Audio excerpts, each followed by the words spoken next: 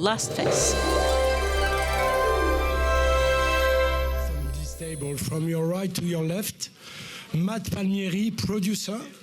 He's a friend of Sean Penn and produced also and directed a short movie with Sean Penn and Harry Dean Stanton, Cruise Control. And he produced also a documentary about genocide in South Sudan. Next to him, Zubin Cooper. The Last Fate is his first movie. And he will tell us what is his background after. Next to him, two-time Academy Award winner, Mr. Sean Penn. The Last Face is his fifth long feature movie as a director. Sean Penn knows Cannes very well. Two of his first movies have been in the festival, Indian Runner at La Quinzaine and The Pledge in the competition. He won also the prize of Best Actor for She's Lovely. And as everyone knows, he uses his celebrity to fight and be on the ground to advocate for many social, political, and humanitarian causes. Next to him, thank you. Next to him, the French actress Adèle Exarchopoulos, who received a special Palme d'Or for his part in La Vie d'Adèle.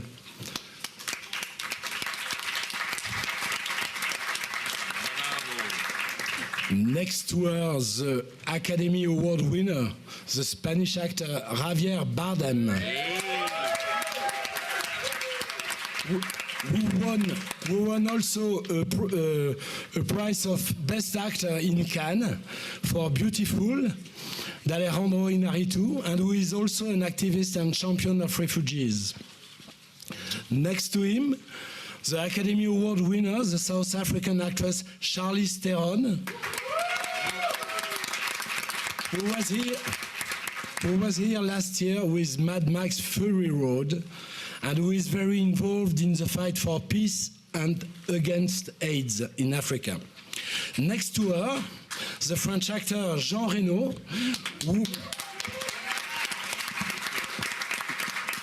who became a star in Cannes with Le Grand Bleu by Luc Besson, and who has since played in many American movies also, and who is also involved in humanitarian causes. Next to him, the British actor Jared Harris, who explores all the field of acting in theater, television, and cinema. That's it. First question to Matt Palmieri, the producer. Why did you think Sean Penn was the ideal director to direct this movie? I thought he was the only director, really, in the world who could do this piece justice, because he runs his own NGO for the last 7 years, has been in every conflict zone in the world, and in addition to being one of the great directors in the world. And there was no one else that I could imagine making the movie and doing it right.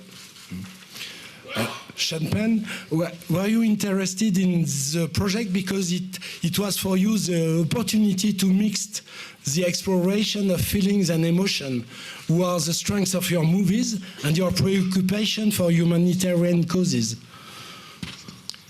Well, I think with any movie that one makes as a director, the opportunity is there to ask the question, what is it that's really going to interest you for the period of time you have to remain committed to it. And so what interests you are things that come in questions much more than things you can understand fully when you approach them. So as a process, I think that looking at a world where the definitions of empowerment have great accepted successes, there's this strange dichotomy where the world itself is on its hardest times and more people are suffering. So with a film like this, where it's as much a story of the question of love as it is of war, and the way that those things seem to blend, it was constantly interesting to me to learn the movie and to wonder if it's a love story, to wonder if like countries when people don't find compromise. It continues war, and whether or not, I've come to feel that the only genius is generosity, and we see less and less of it. So this movie, I think, had all of the most raw elements that made that too much not to pursue, and so what comes of it is this film. Javier Bardem, you was the first one attached to the project, even before Sean Penn. What was the most attractive for you in that project? Yeah, the first time I read the script by Aaron Dignam was the year, I think, 2000. And since then, I was very interested in the story, in the love story, in the characters. And now the movie happened. And he has always drawn my attention to the love story, actually. It's what of course, the surroundings of that love story makes the movie unique. But it was more about the relationship, what drew me into the project. And I would like also ask a question to each actor. A lot of scenes are almost a documentary movie. So was it easy to act surrounded by such a reality? To each actor at this table, who starts? Who wants to start? Go ahead, Charlize, you can start. We shot Barry Ackroyd as a DP on this film, and I've worked with him several times. He's one of my favorite people in the whole wide world, and I think why I like to work with him so much is, your job as an actor is to always create a kind of fourth wall, creation where there is no cameras in front of you, and some operators and DPs can make that really difficult, and some can make that really easy. And Barry has this innate ability to just kind of melt into the environment, and it makes it really easy for the actors. And we had several cameras rolling at a time, and it was strange. You never really felt like there was a camera crew or a camera department or a bunch of cameras or anything like that. I felt like we were all just kind of on this hike through the jungle together, and maybe that is what documentary filmmaking is. I don't know. I can't say that from personal experience, but it felt very much. It felt like it was, it made for a very effortless shoot. Javier, the same question. Again? Yes, again. No, it's to each actor. In fact, I was speaking more about the horrible reality around you, not only about the technical aspect. So answer it correctly, because I answered it incorrectly. Sorry. No, it was part of the answer. John, what do you think? Well, I think okay, that thank you. We had people. Thank you, Javier. Muchas gracias.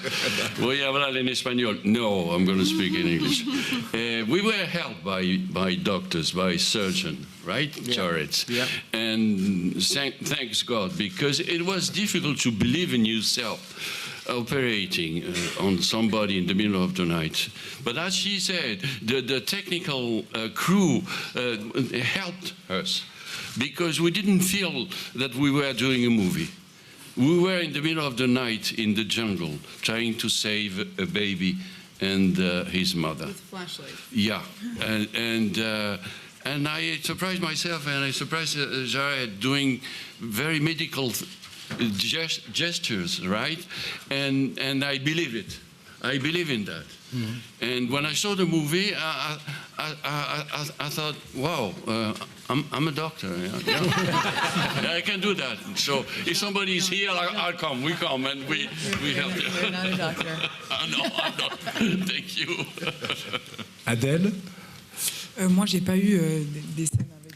I didn't have any scenes that were so complicated with major operations, but in fact, we were taught a given technique. We were told about how things work in the field. I went to Haiti myself with a foundation, and I was able to see what happens personally.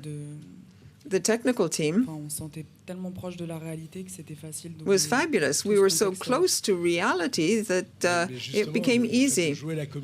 Yes, but acting in such an environment, given that reality, is it not a bit disturbing? Bah, avec des acteurs comme ceux que j'ai à With côté de moi, actors non, pas like vraiment. the ones with me here today, no. What she said. Yeah, we had good people there explaining to us what it ought to look like. We were quite competitive with our one hand, able to do stitches with one hand.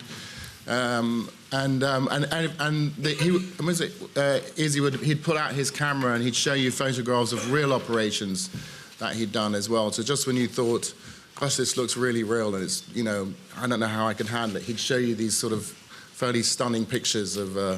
I was, yeah. So what she said. Zubin,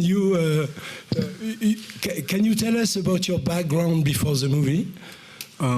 Basically, I have a background in documentary filmmaking on the other side of the camera, production-wise. And as relates to your question, it was surreal at times. It will give you flashbacks because the sheer brutality, the gruesomeness, the feel of it, the atmosphere was so dark and heavy. And to see Charlize, Javier, Sean, Jared, Adèle, everybody adapting to that without having lived that reality, it was surreal.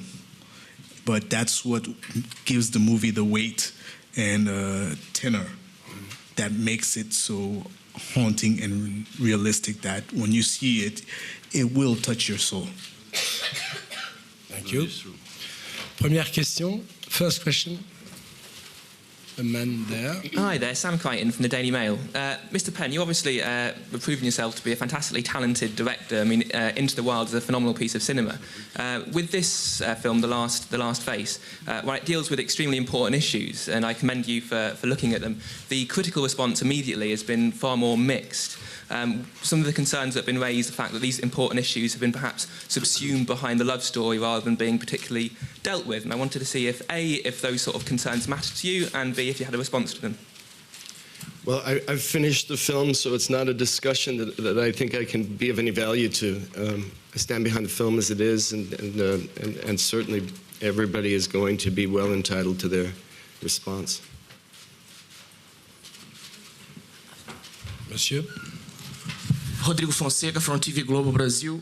Two questions. The first for Mr. Penn. It's a wonderful film. Thank you for that. If you could tell a few words about the soundtrack of the movie from Hans Zimmer and the use of Red Hot Chili Peppers, for example. And a question for Charlize and Bardem. Your characters are a new kind of heroes, I think. I would like to understand what kind of hero do you think they are, Ren and Miguel?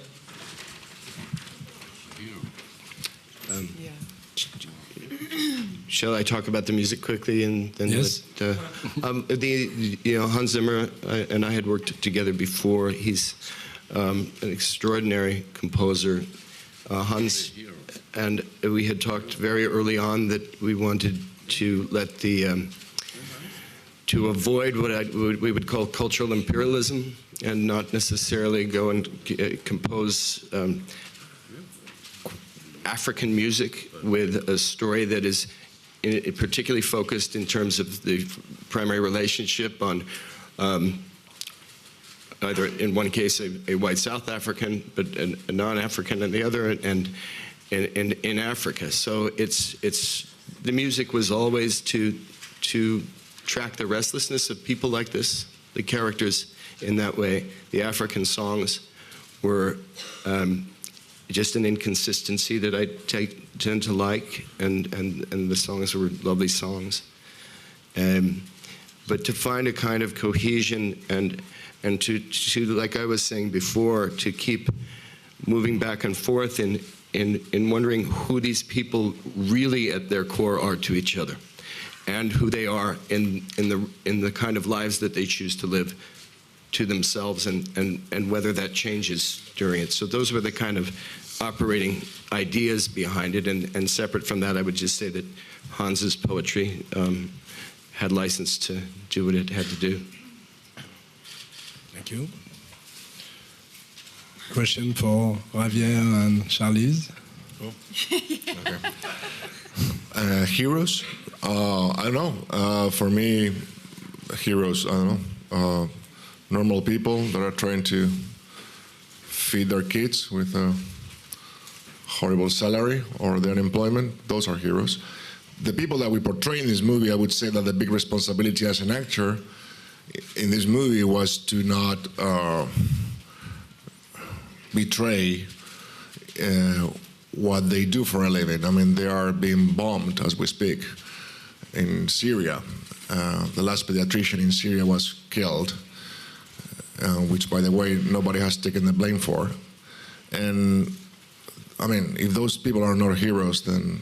And, of course, that attraction to that way of life, to what they do for others, it was huge in the decision of making the movie, and also puts you in a place where you can see yourself in your own mirror of what do you do about it, in comparison of what they do. And what they do is so big, is so huge, is so unreachable for me that I would call them heroes. Yeah.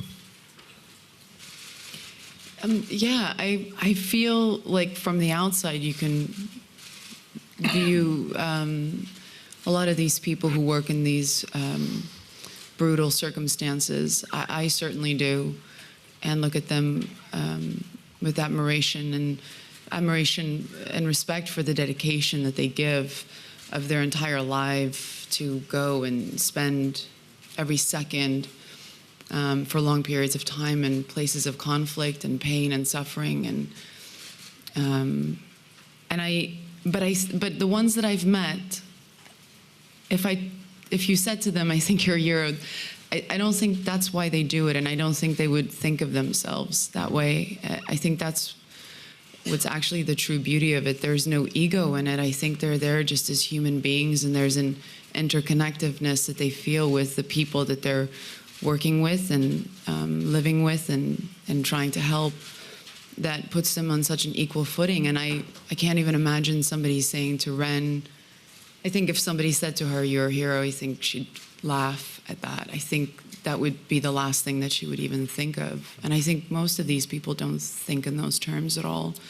They think in the immediacy of how to help and what to do and what needs to be done. Thank you. Cindy Mollaret, présidente du jury œcuménique. President of the ecumenical jury. The film starts with a concert. You film music and dancing. Do you think that resilience is linked to joy and creativity? I think that the resilient are the ones who tend to be most generous with their joy and creativity. And in reference to the last question, that's one of the things I think that strikes any of us that go into places where people have extremely difficult lives, and that's probably the ultimate heroism, and you see it in mass so many times. There's, for example, but even in this, finding the joy and the creativity of a story like this is, for me, that's always about the actors, just seeing great performances. And so, I'm surrounded at this table by performances that I'd pay to see 100 times. So, so there's, even in the sullenness of so much of this story, there's joy and resilience. Mademoiselle? I have a question for Sean Penn. Question for Sean Penn. My name is Maria Lombardo. I come from Italy, and I'm a journalist in Sicily. Question. You shot this film with people who aren't professional actors, with people from Africa. How did they prepare for their parts? The situation is so very tragic, and they have experienced such situations firsthand sometimes. Was it difficult to shoot the film with these non-professional actors? But, you know, I think that acting is at its best about personal expression. When people have walked the walk and lived the life, and in that case, certainly the man to my left is a case in point. I find that things come natural. The term professional actor, I often think, you know, we're at a time where that's decorum over substance. The vocation itself, I think, has been largely co-opted by conventional drives. And so I find that you're either with extremely talented professional actors or with people whose personal expression is every bit as prepared by their lives to do the job. And I think that there's a mix of all of that in the professional and non-professional actors sitting up here.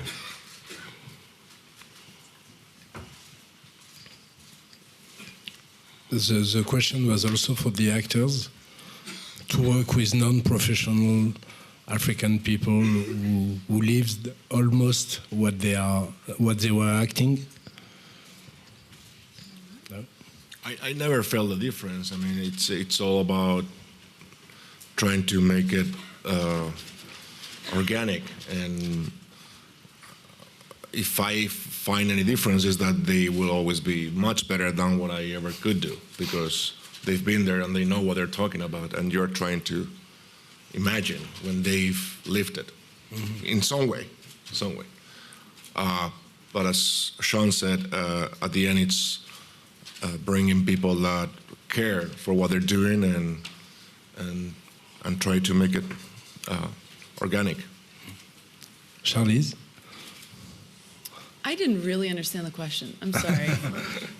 How was it, well, I simplify, how was it to work with non-professional actors, and especially in Africa, people who lived almost what they were acting? I think it's two very separate things. I think, you know, the experience is there, and all you have to do is really explain to them what you're trying to do there. And it's very, I mean, I never felt like anybody had to, they got it. It was more the logistics of just understanding that they couldn't move to the left, or that there was something there, or there was a certain frame to obey by. But other than that, you know, I think Sean really wanted this film to feel like we were in a moment, a very authentic moment.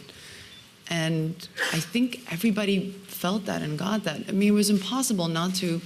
Very little, this movie is real, it's tangible. Yeah. We were there in all of the scenarios that you see on screen. I mean, those camps were created. They were somewhat made to look larger, but I mean, there were days that we had 5,000 extras walking through those camps, and they were making fire and making their food there, and we were all in that environment. And many times they were just living and doing what they would do normally in a day, and Sean would point to Barry and he'd just go, and Barry would turn the camera and just shoot it without them even knowing. It wasn't like we were trying to catch them or anything like that, but there are beautiful moments captured in the film that just really happened, and we were just trying to be in the environment. We were always dressed as our characters. We were always ready. We didn't have camper vans around. They were kind of up on a mountain miles away. And so we created a space that felt like you could turn a camera 360 degrees and just shoot whenever you wanted to. And I think that helped. So it didn't feel like a normal movie where you could only shoot here, or there was things set up. There was nothing really set up. There was a world created for us, and then we walked into it and we were just in it. Thank you. Monsieur? Hello, I'm Rodrigo González from La Tercera newspaper, Chile. I have two questions to Mr. Sean Penn. One is this movie had great casting with different actors from different nationalities, and how to you is difficult to handle the different egos and personalities of the actors in the scene. And the other question is, I understand that you are interested in making a movie with Chilean director Gonzalo Justiniano about Chile under the directorship of Pinochet. On a general note, the question about dealing with egos, the Jack Kerouac said something that I'll repeat now. He says, "Someday I will find the right words, and they will be simple." Your first challenge is dealing with your own ego on anything that you're doing. So the rest of it, just like anybody working or living or, just life together, there are challenges of ego. But as I said, I watched this film for hundreds and hundreds of hours, and the gifts that the humility and the ego of the people around me gave are more valuable than a discussion of what's difficult. In this case, there was such exceptions as well, where there are people at this table who are just so extraordinarily humble, and we all benefited from that. And but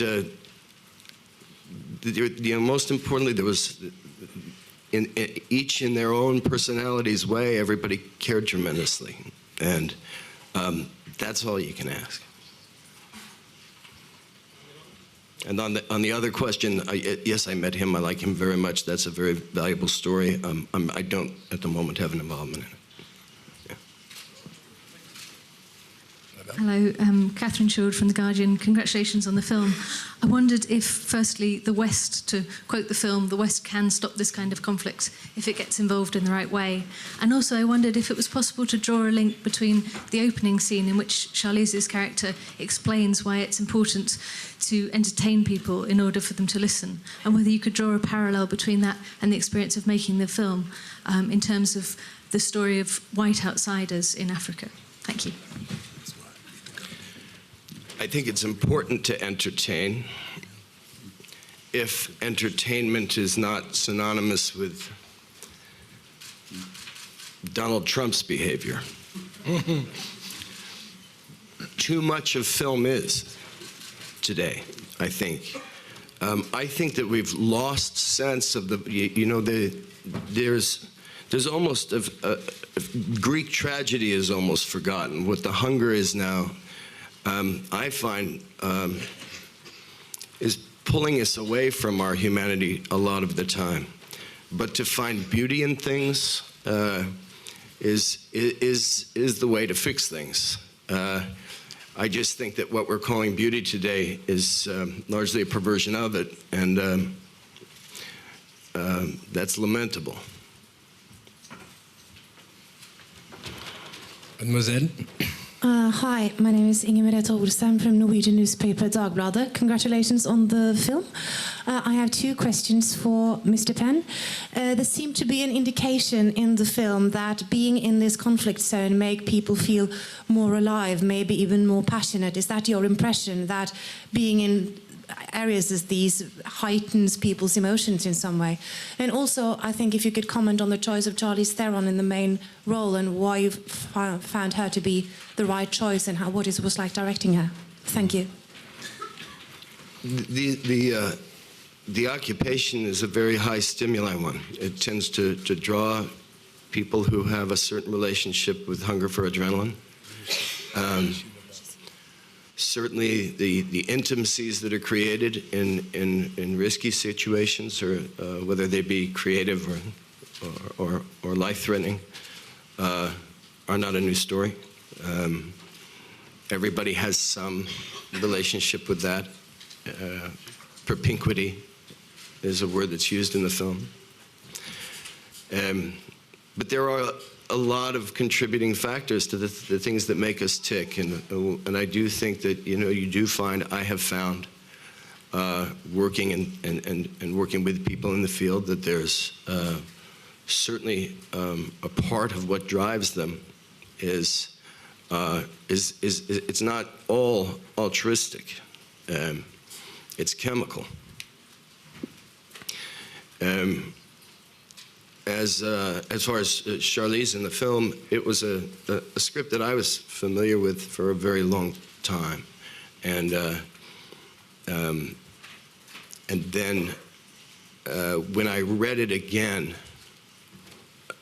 imagining her in it, it took a very big turn in terms of what I thought would, I guess, the overall tone of the film, and so I saw it as something I wanted. It had not been something I'd considered doing previously, and I'd been aware of it for some time. And in particular, Charlize with Javier.